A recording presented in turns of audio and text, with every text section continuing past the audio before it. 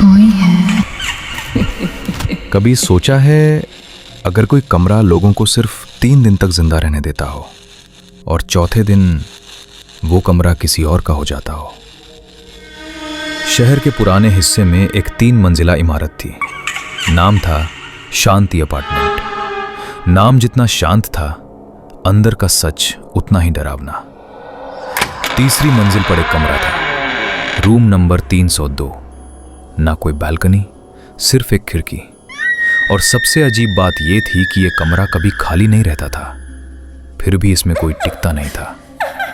पिछले 5 सालों में इस कमरे में कुल 12 किराएदार आए थे और हैरानी की बात यह थी कि कोई भी चौथे दिन तक जिंदा नहीं रहा।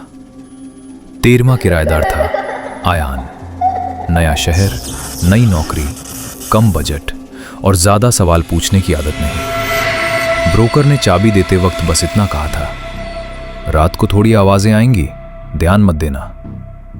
पहली रात कमरे में अजीब सी ठंडक थी। एसी बंद था, फिर भी सांस लेने पर मुंह से धुआं निकल रहा था। दूसरी रात ठीक 3:02 पर छत से किसी के चलने की आवाज आई, जबकि ऊपर कोई मंजिल थी ही नहीं। तीसरे दिन बाथरूम के शीशे में आयान की परछाई के पीछे एक और साया दिखाई दिया। खिड़की के शीशे में बाहर कोई खड़ा दिखा, लेकिन बाहर कोई था ही नहीं। और दीवार पर उंगलियों के निशान थे, जैसे कोई बाहर से अंदर आने की कोशिश कर रहा हो।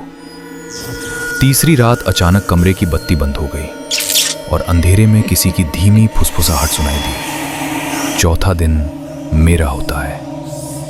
आयान भागने ही वाला था कि उसकी नजर अलमारी के पीछे पड़ी। वहां एक पुरानी अखबार की कटिंग लगी थी। हेडलाइन थी, रूम नंबर 302 में 13 लोगों की रहस्यमयी मौत। और उस अखबार की फोटो में आयान खुद खड़ा था। तभी उसे सब याद आ गया। वो इस शहर में पहली बार नहीं आया था, वो पहले भी यहां रह चुका था और तीसरे दिन वो मर चुका था। आयान चिल्लाना चाहता था, लेकिन उसकी आवाज नहीं निकली। अगली सुबह ब्रोकर मुस्कुराते हुए बोला, 302 तैयार है, नया किराएदार मिल गया। और आयान खिड़की के पास खड़ा है, अगले शिकार का इंतजार करता हुआ, क्योंकि कुछ कमरे किराएदार नहीं बदलते, वो सिर्फ रूह बदलते हैं। अगर आपको ये कहानी पसंद आई हो तो आज रात लाइट बंद करने से पहले रूम नंबर 302 को जरूर याद करें।